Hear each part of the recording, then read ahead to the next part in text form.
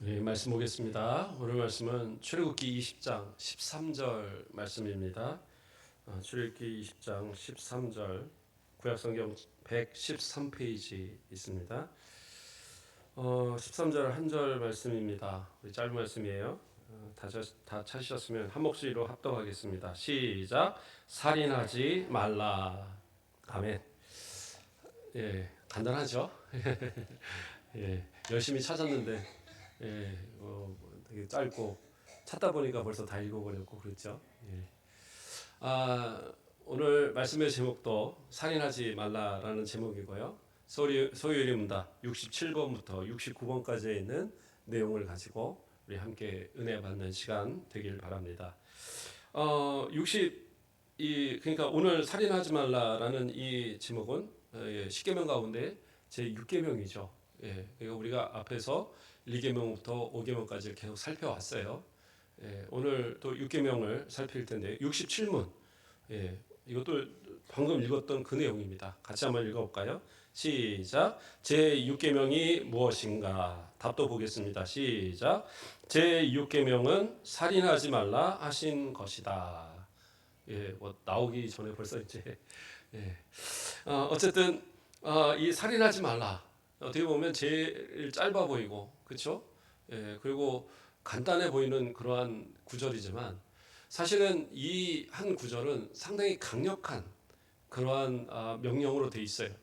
그래서 앞에 로라는 그 부정어, 가장 강력한 부정어를 뜻하는 단어가 앞에 붙거든요. 그래서 이 말씀은 어떻게 해석이 되느냐면 결단코 살인이 돼서는 안 된다. 그래서 이거는 절대로 해서는 안 된다. 이런 의미를 갖고 있는 거예요. 단순히 뭐 살인하지 말라 이게 아니라 살인하면 절대 안 된다. 그게 지금 이 말씀이에요. 왜 그래요? 기본적으로 살인이라는 것은 어떤 의미를 갖습니까? 사람의 생명을 해하는 건데 그 생명의 주인이 누구세요? 생명의 주인이 우리 하나님이시잖아요. 하나님께서 소유권을 갖고 계세요. 창조하시고 그렇잖아요. 손으로 빚으셔서 그 코에 생기를 부어 넣어서 생명이 되었어요. 그러므로 사람의 생명은 내가 그냥 저절로 만들어진 게 아니에요. 그것은 내 소유가 아니고 내가 내 마음대로 할 수 있는 것들이 아니다라는 거예요. 그것은 타인의 생명도 마찬가지고 내 생명도 마찬가지라는 겁니다. 그래서 오늘 또 68문에 뭐라고 나옵니까? 제 68문 같이 읽어볼까요? 시작. 제 6계명이 명하는 것은 무엇인가? 답도 같이 보겠습니다. 시작. 제 6계명이 명하는 것은 일체 합리한 법대로 우리 생명과 남의 생명을 힘써 보존하라 하는 것이다. 이렇게 나옵니다. 그러니까 합리한 법대로라는 것은 그러니까 불의가 없는 그냥 적법한 그러한 이유로 인해서 우리는 어떻게 해요? 우리의 생명, 그러니까 내 생명을 얘기하는 거예요. 내 생명과 다른 사람, 남의 생명도 힘써 보존해야 된다라는 거예요. 그러니까 보존하라고 얘기하고 있어요. 보존. 그러니까 단순하게 그냥 뭐 살인 안 하면 되는 거지, 죽이지 않으면 되지 이게 아니라 보존의 의무를 갖고 있는 것이 바로 살인하지 말라라는 이 말씀에 함께 들어 있다라는 거예요. 자, 먼저는 타인의 생명을 보존해야 한다라는 것에 대해서 우리가 한번 살펴보겠습니다. 열왕기상 18장 4절을 보면 이세벨이 여호와의 선지자들을 멸할 때에 오바댜가 선지자 100명을 가지고 50명씩 굴에 숨기고 떡과 물을 먹였더라. 이러한 말씀이 나와요. 이 배경이 뭐냐 하면 자, 아합 왕이 이세벨을 이 아내로 맞이하면서 이 시돈과 두로에서 섬기는 바알과 아세라의 신상들을 데려와요. 그리고 그 신전을 만들고 거기에 이제 선지자들, 바알 선지자들 450과 아세라 선지자들 400을 두어서 그들로 그 신전을 섬기게 하고 백성들에게 이 바알과 아세라를 전파하게 만듭니다. 그래서 북이스라엘이 완전히 그 바알과 아세라로 완전히 오염되어졌어요. 이 상황을 보면서 하나님께서 가만히 두실 수 없어서 누구를 보냅니까? 엘리야를 보내어서 엘리야가 가서 얘기합니다. 앞으로 수년 동안 비가 안 내릴 텐데 내가 다시 말하기 전까지는 비가 계속 오지 않을 거야. 하나님의 명령을 따라서 가서 증거합니다. 그리고 비가 실제로 오지 않았어요. 그래서 여러 해 동안 비가 오지 않는데 장장 3년을 비가 안 왔죠.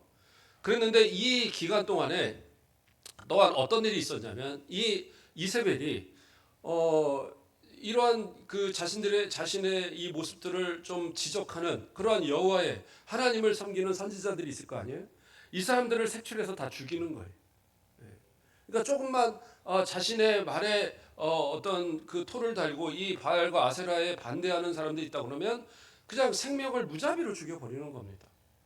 그런데 그 가운데 아합의 신하 가운데 이 오바댜라는 사람이 있었던 거예요. 궁전에서 맡은 자, 다시 말해서 궁전 안에서 중요한 역할을 맡았던 사람이 이 오바댜인데 이 오바댜가 어떻게 했느냐? 자신이 할 수 있는 그 안에서 최대한 노력을 해서 100명의 선지자들을 동굴을 두 동굴에다 각각 혹시 발각돼서 죽게 되면 나머지 50은 살아야 되니까 50씩 해서 큰 동굴에다 넣어놓고 거기서 이 물과 떡을 계속 공급하면서 그들의 생명을 보존해 주었어요. 그가 그렇게 했었던 이유는 뭡니까? 단순히 선한 것을 뭔가 행하거나 그 양심에 꺼려서 그런 게 아니에요. 그는 여호와를 온전히 섬기는 그러한 사람이었기 때문에 그가 차마 그 이세벨이 아합이 하나님의 선지자들을 죽이는 것을 보고 가만히 있을 수가 없었던 거예요. 비록 그 신하니까 그 안에서 이 다른 사무적인 모든 걸 순종할 수는 있지만 그러나 하나님을 배신하는 하나님을 배반하는 일에는 나설 수 없는 겁니다. 그러니까 어떻게 해요? 자기가 할 수 있는 최선을 다해서 자기 모든 걸 이 가뭄의 때에 물을 구하기도 힘들어 그 왕이 물 좀 구해라 해갖고 물 구하러 돌아다닐 정도로 그렇게 힘든 이 때에 그 100명한테는 어떻게 해요? 물을 각각 공급하고 먹을 것을 공급하면서 그들을 살렸다는 말이에요. 그러니까 이러한 모습이 바로 신앙인의 모습이어야 된다는 거예요. 그러니까 왕의 명령을 따라서 돌아다니면서 그 물을 구할 때 누가 만나요? 엘리야를 만납니다. 하나님께서 이제 그 비를 내리게 하시겠다라고 아합에게 보내는 중이었는데 그런데 그 오바댜를 만나게 하시고 오바댜가 가장 먼저 그 약속을 듣게 돼요. 결국에는 어떤 거예요? 하나님께서 그 오바댜가 그 하나님 앞에 성실하고 정말 그 신앙을 지켰기 때문에 그 생명을 보존하고자 하는 노력을 가졌기 때문에 결국에는 하나님은 어떻게 해요? 그에게 가장 기쁜 소식을 먼저 알게 하는 복을 갖게 하셨다는 거예요. 저와 여러분도 마찬가지입니다. 우리는 때로는 그래요. 신앙생활을 하는 것이 교회 안에서의 자꾸 신앙으로 머물러요. 그러다 보니까 다른 사람들을 돌보고 이런 데 있어 참 인색해지는 경우가 많이 있습니다.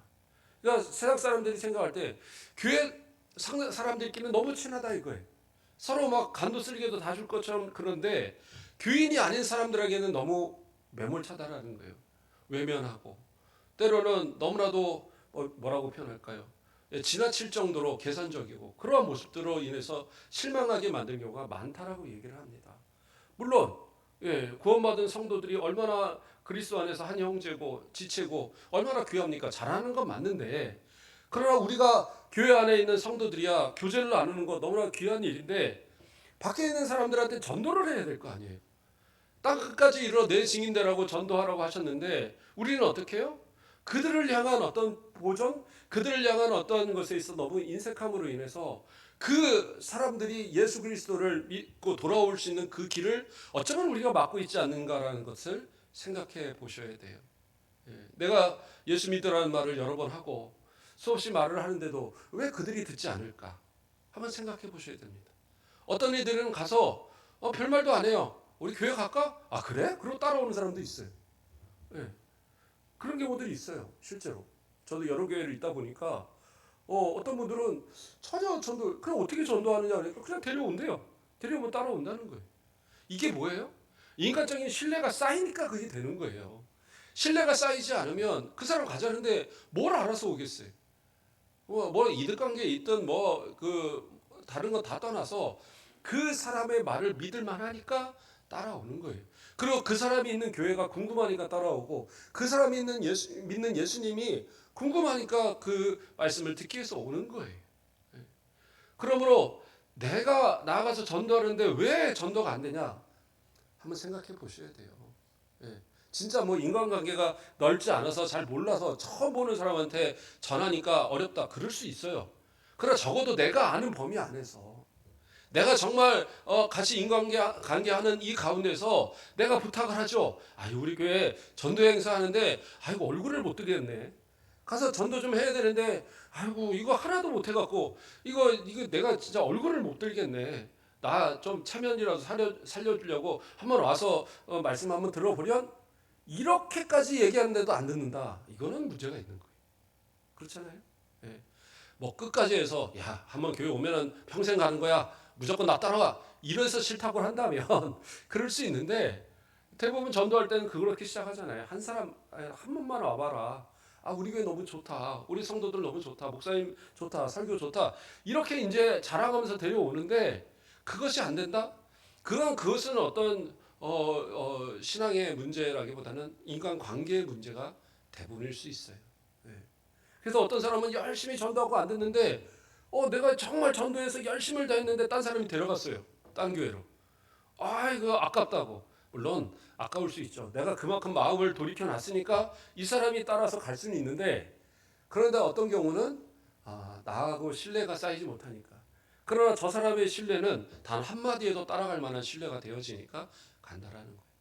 그래서 우리 성도들은요 주변에 좀 관심을 가지십시오. 예. 옛날 우리 어렸을 때 저도 기억을 보면 옆집에 뭐만 하면 그렇게 서로 주고받고 이렇게 많이 했던 것 같아요. 그러니까 옆집에 뭐 손가락이 몇 개인지 다 알아요. 근데 요즘에는 몰라요. 예. 그냥 음식을 하든 뭘 하든 그냥 자기끼리 먹고 딱 끝나지. 아 이거 옆집 누가 좋아할 것 같은데? 그리고 막 갖다 주 그런 개념이 점점 없어져요. 성도끼리는 하죠. 그러나 밖에 사람들과의 얘기를 하는 거예요.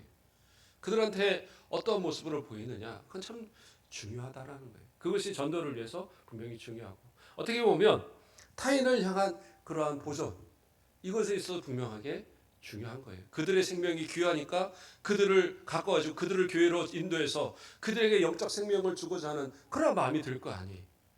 그러나 이러한 생명에 대한 그러한 보존, 그러한 귀함을 알지 못하니까 결국에는 그들이 뭐 그러다가 지옥 가려면 지옥 가지 우리는 천국 가니까 이걸로 끝나서는 안 된다라는 거예요. 자, 좀 더 말씀을 살펴보겠습니다. 누가복음 10장에 가보면 선한 사마리아인의 비유가 나옵니다. 거기서는 믿음 좋은 사람들이 나오죠. 누가 나와요? 그 레위인이 나오고 제사장이 나옵니다. 제사장이나 레위인들은 종교 지도자들이에요. 당대 사람들한테 존경받는 사람들이에요. 신앙이 좋다라고 하는 사람들입니다. 그런데 그 사람들은 어떻게 해요? 강도 만나 거반 죽게 된 사람을 놓고 지나가 버렸어요. 이유야 어쨌든 뭐 제사가 중요하고 뭐가 예배가 중요하고 다 중요한데 생명을 두고 그냥 지나갔다? 심각한 얘기입니다. 근데 당시에 사람들이 다 이 무시하는 어떻게 보면 이 그 뭐라고 표현할까 혼혈 우리로 말하면 뭐 일본 사람들과 한국 사람들이 혼혈 뭐 이렇게 표현할까요? 지금은 이제 그런 걸 무시하지 않는데 옛날에는 상당히 좀 싫어하고 했잖아요. 그래서 무시하고 막 손가락질하고 그랬던 근데 그런 것보다 더 심하게 사마리아인들은 어떻게 보면 이방인들보다 더 아주 악한 그러한 사람들로 취급해 버리는데 이 사마리아인이 여행 중에 그 사람을 발견하고 어떻게 해요? 그 사람이 유대인인지 아닌지 이건 관계 없어요. 그가 이 죽게 되었다는 그 사실을 보고 그 사람을 데려다가 치료해주고 그 여관에다 맡기고 자기 돈까지 맡겨주면 혹시 모자르면 내가 돌아올 때 더 낼 테니까 이 사람을 좀 맡아달라. 그리고 이제 가던 길을 가잖아요. 그러면 자 생각을 해봅시다. 목사님이, 장로님이, 권사님이, 안수집사님이 길을 가다가 힘들고 어려웠고 아니 그래요. 진짜 실제로 뭐라고 표현할까요? 그래요. 추운 겨울날 쓰러져서 있는 그러한 누워 잠을 자고 있는 노숙자를 봤다 이거예요. 예. 뭐 따뜻하게 입고 있는 그런 사람 말고 막 벌벌 떨면서 있는 사람을 봤는데 이 사람을 보고 그냥 지나쳤다. 아이고 저 사람 저러려니까 저렇지. 아이고 얼마나 게으르면 얼마나 하면 저러고 살아. 그러고 무시하고 지나갔다. 이게 올바르냐라는 거예요. 아니죠.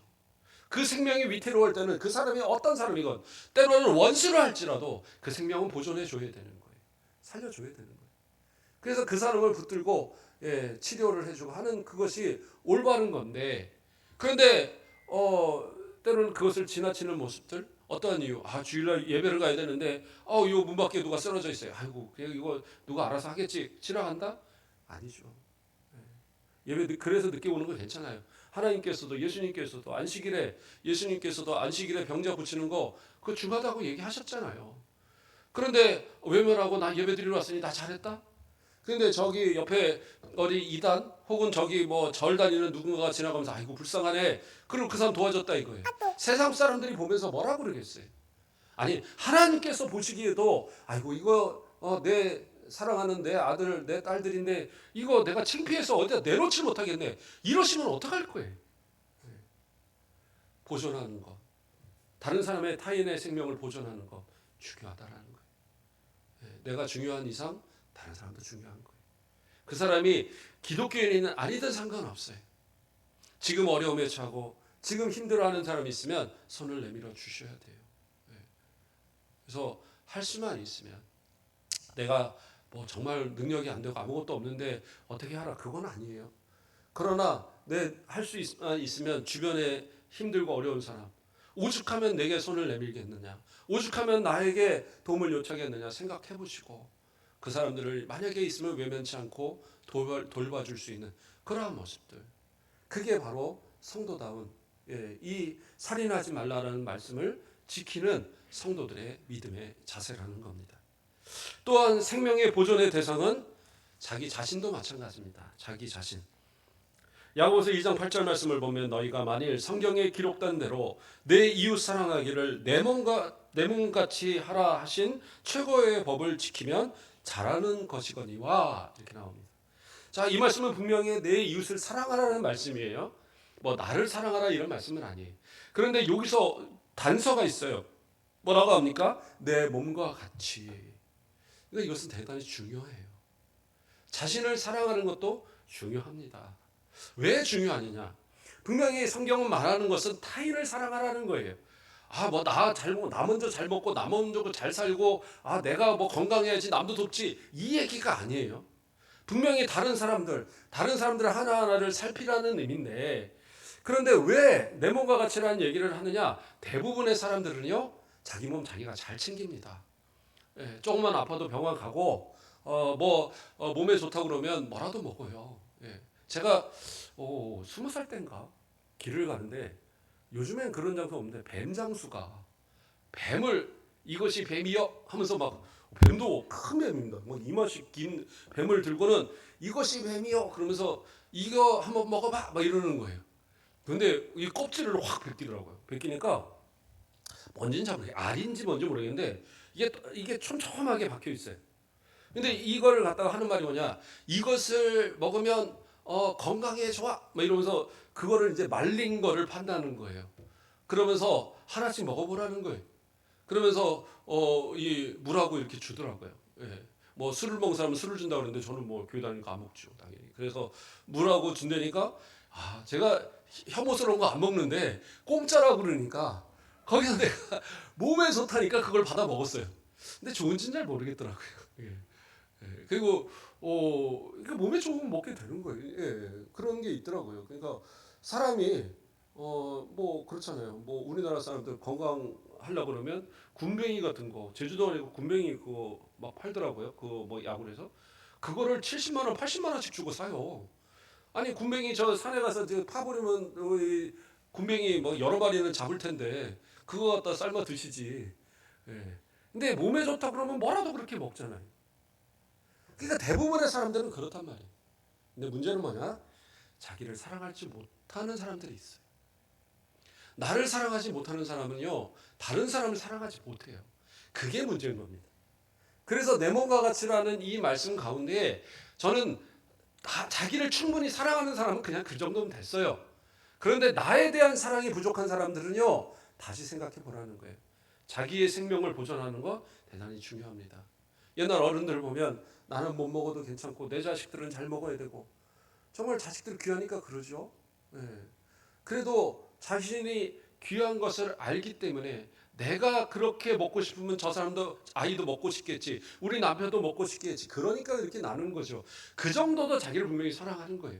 근데 어떤 사람은 남을 사랑하는 걸 너무 힘들어하는 분들이 있어요. 성경에서 가르치고 교회에서 가르치니까 사랑은 해야 되겠는데 다른 사람을 사랑하니까 너무 힘들어요. 그 앞에서 뭔가 막 그 사랑을 뭐 보이려고 애를 쓰고 나면 자기는 저 한쪽 구석에 가서 한 1시간은 들어 누워 있어야 돼요. 너무 힘들어해. 왜 그래요? 사랑을 몰라요. 왜 몰라요? 자신을 사랑할 줄 모르니까. 그냥 머리로는 아는데 몸이 모르는 거예요. 그러니까 억지로 사랑은 뭔가를 하려고 해서 애를 쓰는데 결국엔 어떻게 해요? 나는 그것도 하나의 일이 돼버리는 거예요. 하나가 의무가 돼버리는 거예요. 그러니까 이 사랑으로 인해서 사랑을 해야 되겠는데 오히려 못해요. 그것이 부담이 되어서 나한테는 고통이 되는 그러한 모습들. 예. 그래서 어떤 사람들을 보면 특히 연예인들 같은 경우도 그런 경우도 많이 보죠. 예, TV에서 보면 한없이 밝고 한없이 이쁘고 사람들을 대하면 너무나도 발적에 웃으면서 손을 잡아주고 아유 하고 뭐 사인해주고. 근데 어느 날 보면 갑자기 뭐 죽었다. 뭐 약을 먹고 죽었다. 목을 메어 죽었다. 이런 얘기들이 들려요. 왜 그런 줄 아세요? 자기를 사랑하는 걸 몰라서 그래요. 남을 사랑하는 거 이것은 너무나도 많이 이것이 자기한테는 일이라 생각하니까 너무나도 많이 하는데 홀로 있을 때 자기 혼자 있을 때는 공허해지는 거예요. 그러니까 우울증이 생기고 조울증이 생기고 그럼으로써 약에 의존해서 살다가 그 약도 안 될 때는 극단적인 현상도 나오는 거예요. 그래서 성도들은요 자기를 사랑하는 거 이거 대단히 중요하다라는 거예요. 또 69문 오늘 좀 빨리 가겠습니다. 69문 한번 읽어볼까요? 시작. 제 6계명이 금하는 것은 무엇인가? 답을 한번 보겠습니다. 시작.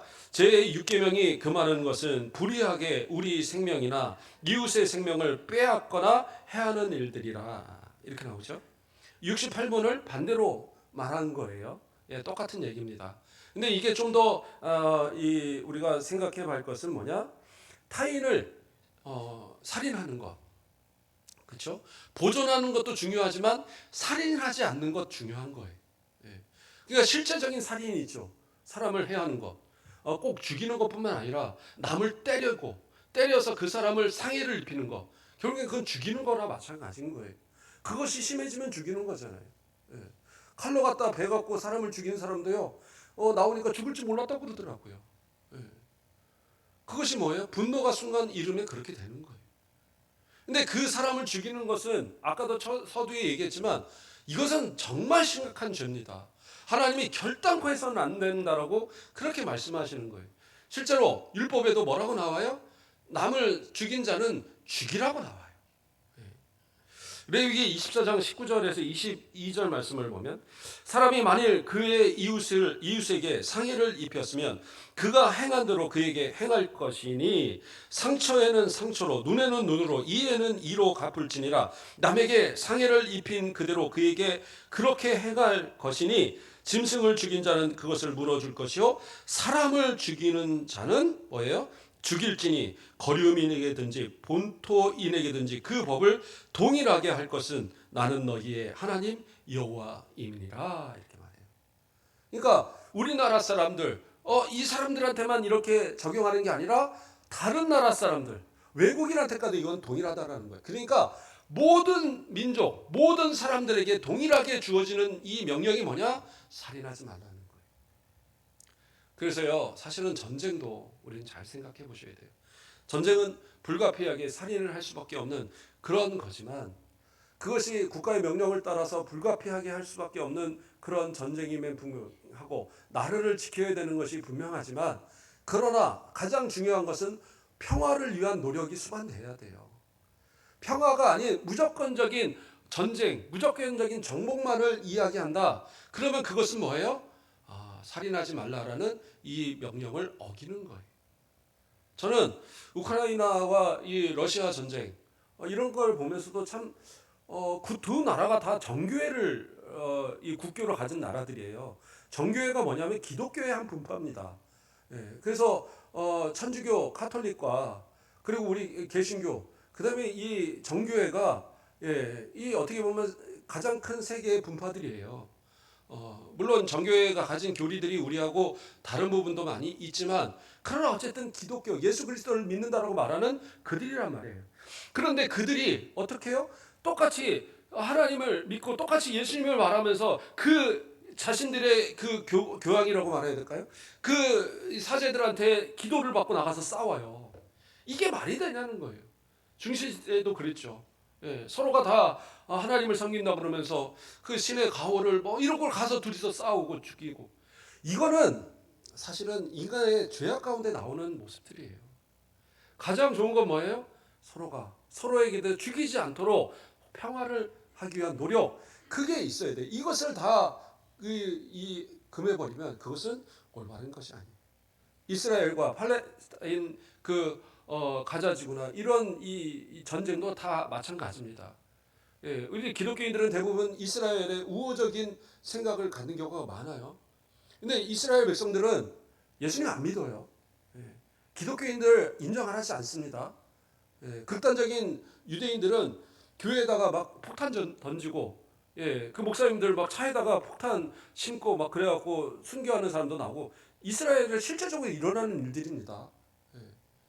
그러므로 너무 그렇게 생각할 게 있어요. 오늘 본문에서도 분명히 하나님은 이 율법 가운데 얘기하시는 게 뭐예요? 예, 이 땅에 본 그 이스라엘 백성들 외에도 그 다른 나라의 이 사람들한테도 똑같이 살인에 대해서만큼은 해서는 안 된다라고 분명하게 제시하고 있어요. 그래서 물론 그 이스라엘 같은 경우에도 그 전쟁은 분명히 팔레스타인 쪽에서 많은 사람들을 학살하고 200 몇십 명의 사람들을 포로로 끌고 갔기 때문에 나온 전쟁이지만, 그러나 협상을 통해서 그들을 풀려나게 하고 그러한 어떤 노력들이 있어야 하는데, 지금은 뭐 어떻게 보면 1년이 넘으니까 살아있는지도 모르는 상황이니까 죽든 말든 그냥 막 쓸어버리겠다는 지금 상황이잖아요. 결코 그런 건 아닙니다. 예. 제가 누구 편을 드는 건 아니에요. 그러나 객관적으로 성경을 따라서 얘기하는 거예요. 생명을 소중히 여겨야 되는 것, 이건 정말 중요한 일입니다. 예. 그래서 다른 사람들에 대한 어떤 이러한 생명, 그것을 해야 하는 것, 성경은 정말로. 그러면 사람을 죽일 때에 고의로 죽인 게 아니라 실수로 죽이는 경우도 있잖아요. 내가 위에서 열심히 벽돌을 쌓는데 누가 지나가다가 실수로 떨어졌는데 그 벽돌에 맞아 죽었어요. 이거를 내가 고의로 한 게 아니잖아요. 그러면 어떻게 해요? 성경은 죽이라고 하지는 않아요. 그런데 그 사람을 어떻게 하느냐? 도피성으로, 도피성으로 숨어서 거기서 지금의 제사장, 대제사장은 종신제거든요. 예, 그 예수님 당시에는 뭐 몇 살이 되면 이렇게 서로 이렇게 이어서 하기도 그렇게 했더라고요. 그러나 원칙적으로는 종신제입니다. 그래서 그 사람이 죽을 때까지 그 안에서 못 나오도록 돼 있어요. 예, 대제사장이 죽을 때까지는 그것이 이제 그 사람의 기한이에요. 생명을 해한 사람이 도피성에서 살아야 되는. 그런데요, 상당히 무서운 얘기가 있어요. 민수기 35장 25절 말씀을 보면, 피를 보복하는 자의 손에서 살인자를 건져내어 그가 피하였던 도피성으로 돌려보낼 것이요, 그는 거룩한 기름을 부음 받은 대제사장이 죽기까지 거기 거주할 것이니라, 이렇게 나왔죠. 그리고 이제 제가 다음 구절을 이게 써놓지를 않았네요. 어떤 얘기가 나오냐면, 그런데 이 사람이 만약에 도피성에 있다 보니까 너무 이거 지겨운데 우리 바깥 공기 한번 쐬볼까? 그러고 밖에 나갔어요. 근데 여기서 말하는 피를 보복하는 자, 이가 와서 이 사람을 죽이면 어떻게 되느냐? 그거는 그냥 그렇게 죽는 거예요. 이 피를 보복하는 자라는 건 어떤 사람이냐면, 내가 만약에 죽었어요. 그러면 나하고 가장 가까운 사람들 가운데 이 보복할 수 있는 사람을 한 사람을 정하는 거예요. 그러니까 다른 사람은 보복을 못 하는데 이 사람은 보복을 할 수 있어요. 어떤 보복을 하느냐? 고의로 죽인 사람이 있으면 이 사람을 누가 죽여야 되느냐? 이 피를 보복하는 사람이 죽이는 거예요.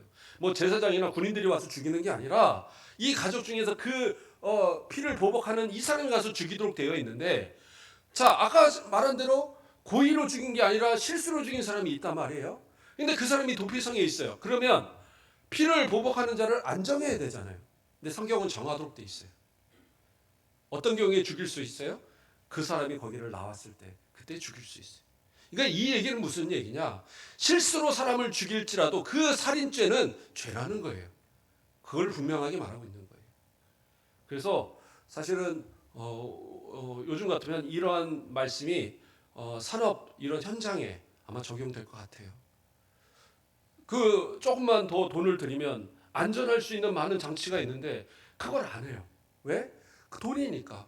사람 죽는 거야 정말 어쩌다 한번, 예, 진짜 가뭄에 콩나듯이 한번 죽을 수 있는데 그렇잖아요. 뭐 산업 현장에 죽었다 그 TV에 막 나오는 거, 예, 어떻게 보면 전체 이 노동자들의 해보면 뭐 수만 분의 1이 될 수도 있는 거예요.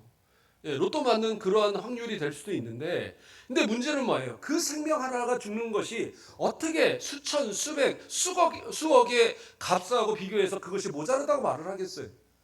그 생명은 다시 찾을 수가 없잖아요. 돈은 다시 벌 수 있지만. 그래서 사업을 하는 사람들은요, 분명하게 생각하셔야 되는 거예요. 내가 손해를 보라는 게 아니라 내가 조금 이득을 적더라도 안전할 수 있는 이러한 장치들을 분명하게 하는 그런 모습이 있어야 돼요. 그래서 이거를 하지 않아서 사고가 났다? 그것도 하나님 앞에 죄 짓는 거예요. 물론 뭐 보험도 다 드러나서 보상이 되지 않느냐? 그러나 죽고 나면 무슨 의미가 있어요.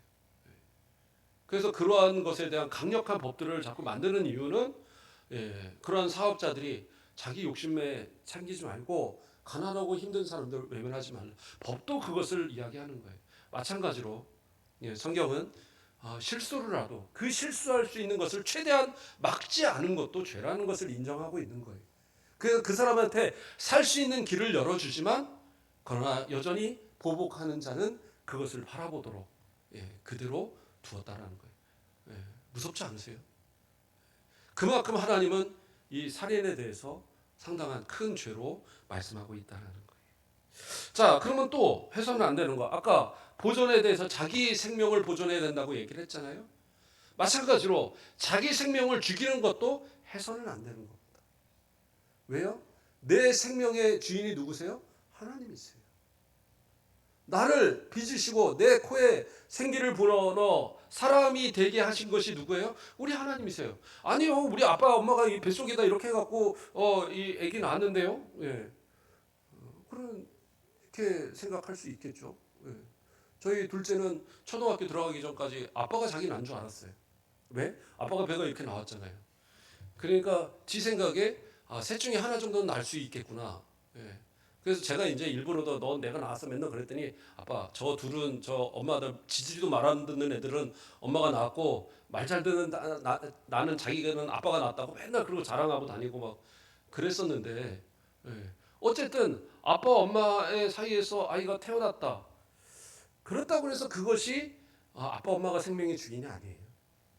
하나님께서 그 생명을 존재케 하셨으니까 그 안에서 생겨난 겁니다. 아이를 뭐 쉽게 갖는 뭐 가정들은 뭐한 10명이라도 낳을 것 같은데요.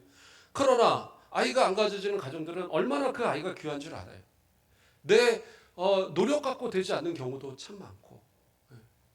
그것이 왜 그래요?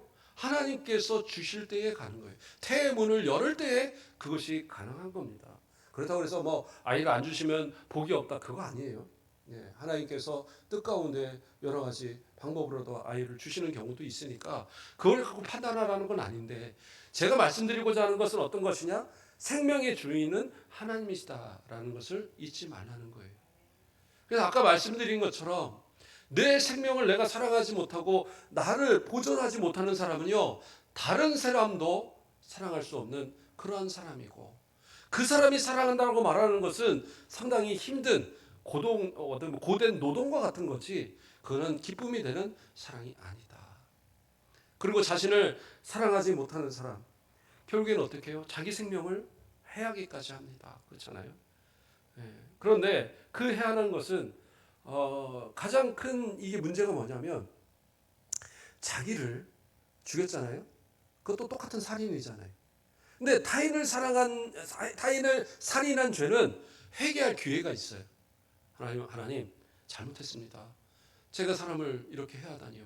그리고 그 유족한테 용서도 구하고 사회적으로 용서도 구하고 그 모든 죄값도 다 치르고 하나님 저 이제는 똑바로 살게 이럴 수 있는 기회가 있는데 혹시 뭐 진짜 사형을 당해서 죽는 한이 있어도 그래도 그 사이에 회개할 수 있는 기회가 있는데 자살은 뭐예요? 회개할 기회가 없어요. 예. 그래서 자살은 지옥 간다는 얘기를 하는 거예요. 아, 목사님 그러면 모든 자살은 다 지옥 가나요? 그렇진 않아요. 예. 예. 아, 목사님 방금 다 그렇다고 그러지 않았습니까? 그런데 중한 질병들이 있는 경우들이 있어요. 우울증 같은 경우들이 심해지면 자기가 자기 의지를 컨트롤하지 못해요. 과거에는 그것이 사단 마귀가 하는 짓이라고 마귀 들려서 그렇다고 그랬는데 그렇지 않아요. 그게 질병이라는 것을 지금은 많이 압니다. 마음의 질병. 예. 그래서 목사님들도 지금은 과거에는 자살한 사람들 집례 안 했어요. 예, 집례 안 했습니다. 그러나 지금은 그 사람을 어떤 질병적인 부분이었을 때는 합니다. 대부분 많은 분들이 하세요. 왜 그러냐면 스스로 감당할 수 없는 그런 질병이었다고 보고 와서 그 이전에 가졌던 본인의 신앙, 그가 가졌던 신앙의 고백을 알고 그것을 고백으로 믿기 때문에 그래서 장례도 집례를 해주고 그렇게 합니다. 하지만 내가 그러한 상태에 들어가지 않도록 나 자신을 돌보고 또 나 자신을 뭐 그런 어떤 질병이 있을 때 치료하고 하는 노력도 반드시 해야 된다. 뭐 아이고 뭐 정신과 가면 이거 뭐 다 큰일 나나 보다 해갖고 안 가고 뭐 이러는 분들이 있는데 괜찮아요. 정신과 기록은 비밀입니다. 공개가 되지 않아요. 예. 그래서 그거는 뭐 어디 제출하라고 해서 정신과 기록 제출 안 해도 상관없어요. 또 그것이 걱정돼서 아이고 이거 그래도 기록에 남잖아요. 그러면 의료보험으로 안 하시면 됩니다. 가서 그냥 내 돈 내고 가시면 돼요. 내 돈 내고 치료받으면 뭐 아무 기록이 안 남죠. 예. 뭐 누가 왔는지 어떻게 알아요?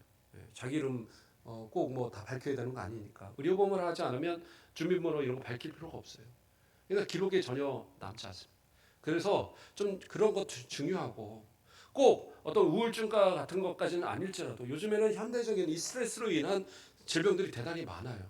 우울증이 아니더라도 여러 가지 증후군들이 있어서 잠시 막 우울감에 빠지는 경우도 있고 또 공황장애 이런 경우도 있고 뭐 여러 가지가 있는데 병원에 치료 받으십시오.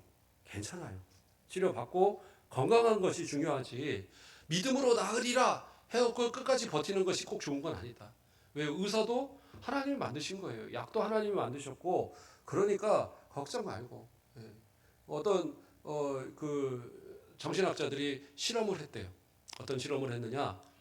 정신병원에다가 학자들이 짜고 5명이 나 정신병자요 하고 입원을 한 거예요. 그러나서 5명이 검사를 했는데 5명이 다 정신병자라고 나온 거예요. 퇴원을 하려는데 퇴원을 안 시켜주는 거예요. 니네 정신병자인데 어떻게 퇴원을 하느냐? 그래갖고 이 사람들이 이제 자기 신분을 밝히고 뭐 이렇게 해서 이렇게 한 거예요. 그래서 그것이 학계에 발표되면서 난리가 났었대요. 그래서 이번에는 어떻게 했느냐? 이 사람들이 공개적으로 그래서 100명이 넘는 사람들인가를 입원을 시킨 거예요. 환자들이다 하고 입원을 시킨 겁니다. 예, 아니 그리고 그 가운데 정상이 있다 이런 식으로 말하고 입원들을 시킨 거예요. 근데 실제로 다 정신병이 있는 사람들이었대요. 그 정상인 사람이 하나도 없었다는 거예요. 그런데 이렇게 공개를 하고 갖다 입원을 시켰더니 이 사람은 분명히 이 진짜인데 가짜처럼 이렇게 아니 가짜인데 진짜처럼 하는 거야. 이래 갖고 거기서 상당히 많은 사람들이 정상으로 판단이 됐더래요. 예. 그러니까 사실은 어떻게 보면 많은 사람들이 다 정신병적인 질병도 갖고 있는 거고 어떤 면에서는 다 정상이고 그런 거예요. 예. 그래서 그러한 것들이 어떻게 보면 감기처럼 보편화되었다라고 차라리 생각하는 게 맞아요. 그러니까 너무 우리가 감기 들면 병원 가서 약 먹는 것처럼 힘들면 참지 말고 찾아가서 치료도 받고 간단한 것들은 상담도 하시면 돼요. 다른 데 가서 돈 들일 필요 없이 목사님 찾아와서 상담하시면 돼요. 저도 학위가 있는 사람이라 자격이 있어요. 상담할 수 있는. 그러니까 오셔도 되고 아니면 다른 데 돈 한 10만 원 주면 가서 열심히 상담해 줍니다. 그렇게 상담도 받아도 좋아요. 그러니까 어쨌든 간에 내 생명을 보존할 수 있는 그 길, 그리고 내 생명을 죽이지 않는 그 길에서 최선을 다해야 돼요. 자, 그럼 한 가지만 더 생각을 해보겠습니다. 어떤 경우들은 보면 불치병들, 안락사에 대한 이야기들이 있어요. 예. 정말 언제 죽을지 모르고 정말 그 극심한 고통을 받는 이러한 사람들, 과연 그 사람들을 살아가게 해야 되느냐, 스스로 죽을 수 있는 권리를 줘야 되지 않느냐, 그게 안락사거든요. 안락하게 죽는다는 얘기예요. 그러나 그거는 성경적이지 않습니다. 절대 그래서는 안 돼요. 예. 왜 안 되냐? 그렇다고 해서 뭐 연명 치료하는 거 그거 하지 말라, 그거 하지 말라는 걸 못하게 하는 게 아니에요.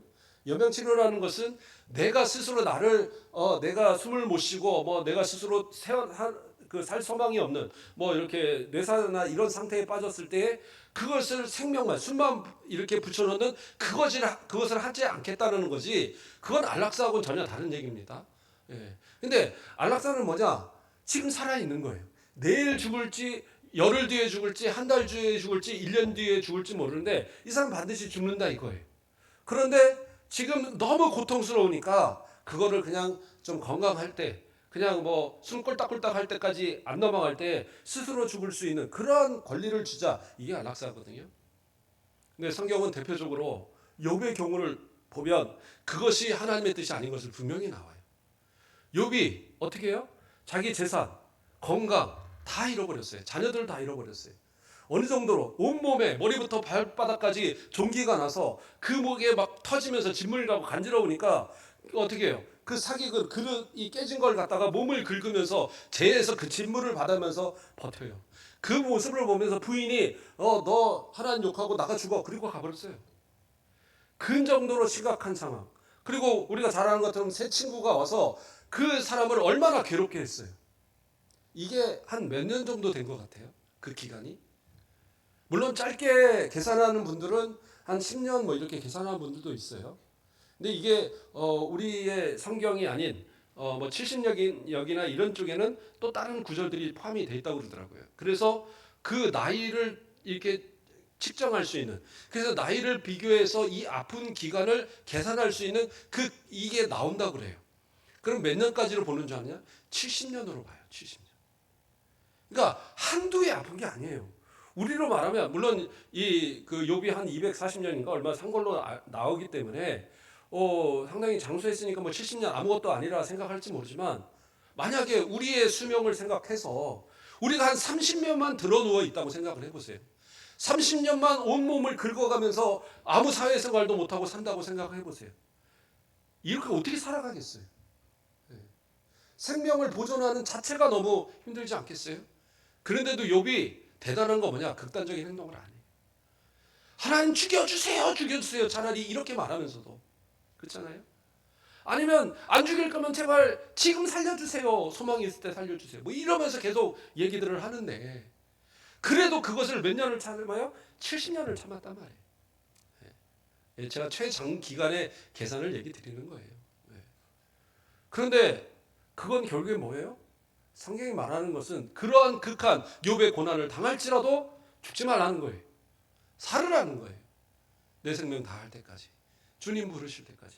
그게 우리 성도의 또 하나의 사명인 거예요. 그래요. 고통 당하는 분들 모르는 건 아닙니다.